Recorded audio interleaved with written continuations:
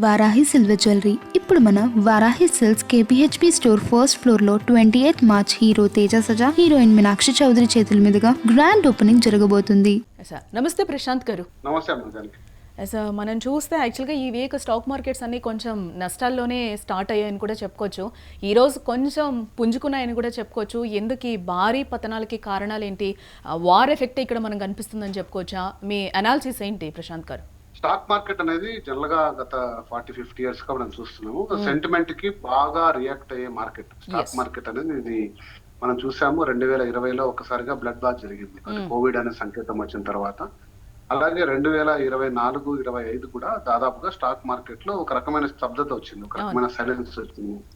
ఎందుకంటే ఆర్థికంగా అనిశ్చితి వచ్చింది, ప్రపంచవ్యాప్తంగా యుద్ధ వాతావరణం జరగడము, ఇన్ఫ్లేషన్ వైపు దారి చేయడము. సో ఇవన్నీ కూడా కారణాలు రీత్యా ఒక రకమైన స్తబ్దత వచ్చింది.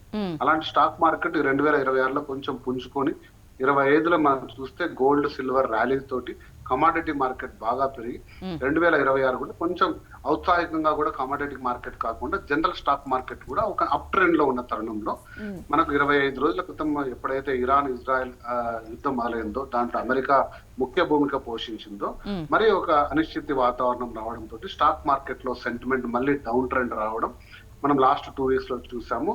సెన్సెక్స్ నిఫ్టీ కూడా కుదేలు కావడం, ప్రముఖ స్టాక్స్ అన్ని కూడా తగ్గిపోవడం ఒక రకమైన మూడ్ గా మనం రిఫ్లెక్ట్ చూసాం. కాకపోతే మీరు అన్నట్టు గత ఒక రోజుగా ఏం మారింది అంటే నిన్న ట్రంప్ ట్వీట్ చేయడం, ఒక 5 రోజులుగా తాత్కాలిక విరామం ప్రకటిస్తున్నాము ఈ యుద్ధానికి, ఇరాన్ తోటి మా చర్చలు కూడా సఫలీకృతం అయితే మనం ఆశిస్తున్నామని ఒక చిన్న ట్వీట్. సో ప్రపంచం మొత్తం కూడా ఆర్థికంగా కూడా ఒక్కసారిగా కూడా ఒక మంచి పాజిటివ్ సైన్స్ వచ్చాయి. అఫ్ కోర్స్ దాన్ని ఇరాన్ ఖండించడము ఇంకోటి అయ్యుండొచ్చు, కానీ ట్రంప్ గత 3 నెలలుగా చేస్తున్న ట్వీట్స్ ఏదైతే చూస్తుందో అహంకారత పూరితంలో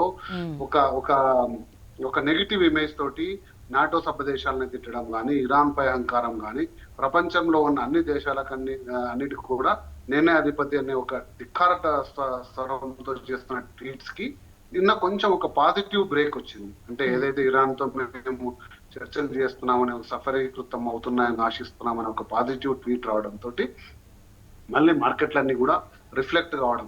ఎందుకంటే లాస్ట్ 2 వీక్స్ లో ఏం జరిగింది అంటే ప్రముఖంగా ఉన్న అన్ని స్టాక్స్ అంటే దాదాపు ఫార్మాస్యూటికల్ అయితేనేమి, బ్యాంకింగ్ రంగం అయితేనేమి, ఐటీ రంగం అయితేనేమి, మ్యానుఫ్యాక్చరింగ్, ఇతర రంగాలన్నింటిలో కూడా స్టాక్ మార్కెట్ లో ఉన్న డబ్బులు కూడా దాదాపుగా 88,000 కోట్ల రూపాయలు FIIs అంటారు కదా, ఫారిన్ ఇన్స్టిట్యూషనల్ ఇన్వెస్టర్స్ భారతీయ స్టాక్ మార్కెట్ లో నుంచి తీసుకొని దాన్ని డాలర్ బలపడుతున్న తరుణంలో యుఎస్ ట్రెజరీ బాండ్స్ వాల్యూ కూడా 4% రిటర్న్ ఉండేది మార్చ్ 1 వరకు. ఇప్పుడు 4.27% రిటర్న్ ఇస్తున్న తరుణంలో ఈ డబ్బులు కూడా సేఫెస్ట్ వేలో, ఎందుకంటే ఆర్థికంగా అనిశ్చితున్నప్పుడు ఎయిదర్ యుఎస్ డాలర్స్ లో కానీ, యుఎస్ ట్రెజరీ బాండ్స్ లో కానీ, లేదా బంగారు రూపంలో, లేదా ఇతరత్ర స్ట్రాంగ్ కరెన్సీస్ కానీ, జపాన్ కానీ స్ట్రాంగ్ కరెన్సీస్ లో ఇన్వెస్ట్ చేయడం మనకు పరిపాటి. సో అందులో యుఎస్ ట్రెజరీ బాండ్స్ అనేవి స్ట్రాంగ్ రిటర్న్ ఇస్తున్నప్పుడు దాదాపుగా స్టాక్ మార్కెట్ లో నుంచి వాళ్ళు ఏదైతే లాభాలు ప్రాఫిట్ బుక్ చేసుకున్నారో ఆ డబ్బులు తీసుకెళ్లి పెట్టడం జరిగింది. అది కూడా దేశీయంగా స్టాక్ పైన ఒక రకమైన ఒత్తిడి పెంచి దానివల్ల కూడా ఒక తరుగుదల మనం చూసాం. సో అయితే ఇందులో ప్రధానంగా ఏం జరిగిందంటే ఇంధనం ఎప్పుడైతే మనకు ఇజ్రాయెల్ పై ఇరాన్ వైపు మీ పవర్ సెక్టర్ పై దాడి చేస్తామనడము, మీ యొక్క ఎనర్జీ సోర్సెస్ మీద దాడి చేస్తామనడం, తిరిగి ఇరాన్ ఏమో గల్ఫ్ దేశాలకు ఆయుపట్టు అయిన డీసాలినేషన్ ప్లాంట్ అంటారు, అంటే గల్ఫ్ దేశాలకు మంచినీళ్ళు ఉండవు, కేవలం వాళ్ళ సముద్రం నిన్ననే డీసాలినేట్ చేసుకునే ప్లాంట్స్ తోటి మంచినీళ్ళు తాగుతారు. అటువంటి సెక్టార్ పై దాడి చేయడం వల్ల ఒక గల్ఫ్ కంట్రీలో ఇంధనం జనరేట్ చేయడం ఆగిపోతే ప్రపంచం దాదాపుగా ఆగిపోయినట్టే.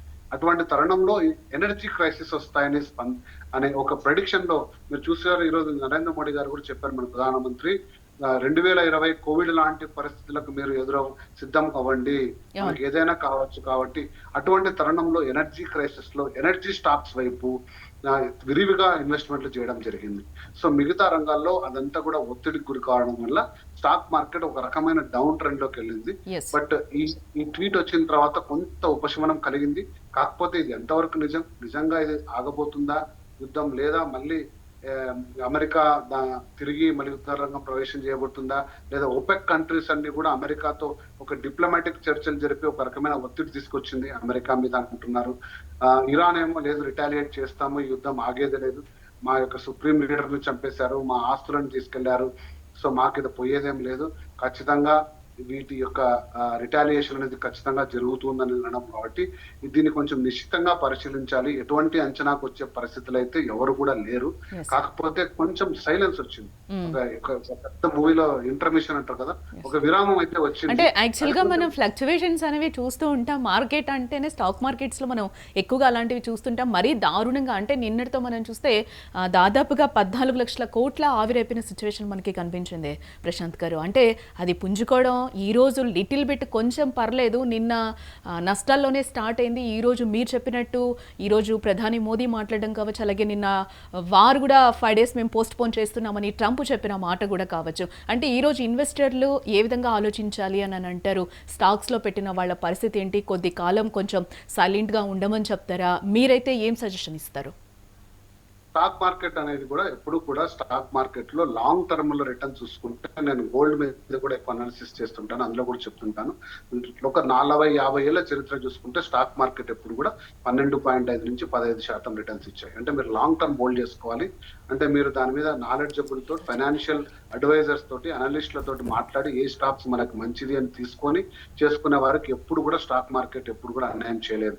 కాకపోతే డే ట్రేడింగ్ చేయడం, ఇంట్రా ట్రేడింగ్ చేయడం, ఈ రోజు కొన్ని రేపు అమ్మడం, జాబ్ పాటలు కొట్టడం ఇంటర్ అయ్యే వాళ్ళకి కూడా ఎప్పుడు కూడా అది కూడా నాలెడ్జబుల్ గా చేసుకునే వాళ్ళకి కొద్ది మొత్తం బెనిఫిట్ కావచ్చు. కానీ లాంగ్ టర్మ్ లో ఇన్వెస్ట్ చేయాలనుకుంటే ఈ రోజు డౌన్ ట్రెండ్ ఉన్న టైంలో పర్చేస్ చేసుకోవడం అనేది మంచిగా మనకు, అంటే మంచిగా మీరు సెలెక్ట్ చేసుకొని తీసుకుంటే రిటర్న్స్ వస్తాయి.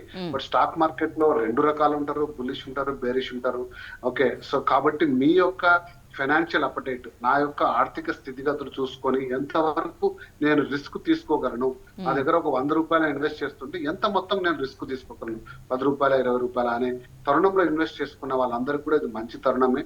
అలా కాకుండా 100 రూపాయలు కాకుండా ఇంకో 100 అప్పు తెచ్చుకొని, ఉన్న ఆస్తులు తాకట్టు పెట్టి, క్రెడిట్ కార్డు స్వైపులు చేసి, వడ్డీకి తెచ్చుకొని, ఈ రోజు ఏదో రూపాయి పెట్టేసి సడన్ గా రేపు దాన్ని 2 రూపాయలు చేద్దాం అనుకుంటే అది ఎప్పుడు కూడా గుడ్ ఫైనాన్షియల్ ఇన్వెస్ట్మెంట్ కాదు. దాని నుంచి మీరు ఇబ్బంది పడే తరుణమే, ఇంకా అప్పుల్లో కూరుకుపోయే తరుణమే. ఎందుకంటే రిస్క్ అనేది మీరు అపటైట్ ఎంత ఉందని చూసుకోవాలి. అందరికీ సాధనం కాదు ఇది. కాబట్టి దీన్ని నిశ్చితంగా పరిశీలించి ఫైనాన్షియల్ అడ్వైజర్స్ తో తీసుకొని వెళ్ళండి. ఒకవేళ మీకు ఒక ఆర్థికంగా కూడా, ఫైనాన్షియల్ గా కూడా, లేదా స్టాక్ మార్కెట్ మీద అవగాహన ఉంటే, ఈ పీరియడ్ లో కొన్ని ప్రధాన స్టాక్స్ ఏవైతే బ్యాంకింగ్ రంగంలో నేను చూశాను, SBI లాంటి స్టాక్స్ 1300 నుంచి 1000 రూపాయలకు పడిపోయినాయి. చాలా స్టాక్స్ కూడా చాలా మొత్తంలో 30% నుంచి 25% వాల్యూ కోల్పోయిన టైంలో అవి ఖచ్చితంగా కూడా నెక్స్ట్ 10-20 years లో భారీగా పర్ఫామ్ చేసే అవకాశం ఉన్న స్టాక్స్ లో మీరు కొద్ది మొత్తం ఇన్వెస్ట్ చేసుకొని నాలెడ్జబుల్ గా అడ్వైస్ ప్రకారం తీసుకుంటే దీని నుంచి డెఫినెట్ గా బెనిఫిట్ అయ్యే అంశమే ఉంది. ఎస్, అంటే ప్రశాంత్ గారు, ఇప్పుడు స్టాక్ మార్కెట్స్ పతనమా లేకపోతే ఇది సంక్షోభమా? మీరేం చెప్తారు? గతం ఏమన్నా ఉందా ఇట్లాంటివి, ఏమన్నా ఇలాంటి దారుణమైన ఫ్లక్చువేషన్స్? చెప్పాను కదమ్మా, 2020 కోవిడ్ వచ్చినప్పుడు 25,000 ఒక్క రోజుగా 25,000 ఇండెక్స్ మనకు పడిపోయిందండి. సెన్సెక్స్ 25,000 పాయింట్లు ఒక రోజులో కూలిపోయింది. అది అంటే మన స్టాక్ మార్కెట్ హిస్టరీలోనే అదొక హైయెస్ట్. కానీ అక్కడి నుంచి కోలుకున్న సెన్సెక్స్ మళ్ళీ సాధారణ స్థాయికి చేరిపోయింది. సో ఎప్పుడు చేరిపోయింది? ఒక 3-4 సంవత్సరాలు పట్టింది. ఖచ్చితంగా మీరు లాంగ్ టర్మ్ హొరైజన్ లో చూసుకుంటే ఇది ఖచ్చితంగా బ్యాక్ వస్తుంది. ఎందుకంటే ప్రపంచంలో ఇన్వెస్ట్మెంట్ చేసుకోవాలనుకున్నప్పుడు 4 ప్రధాన వనరుల్లో స్టాక్ మార్కెట్ ఒకటి. మ్యూచువల్ ఫండ్, స్టాక్ మార్కెట్ ప్రధాన వనరులు. FDs లేదా సేఫ్టీ బాండ్స్ అనేటివి ఒక ప్రధాన వనరులు.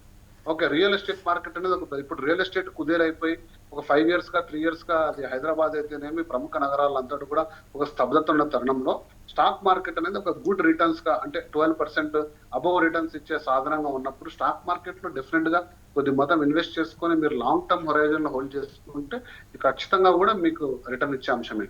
Right. Thank you so much Prashant. Thank you.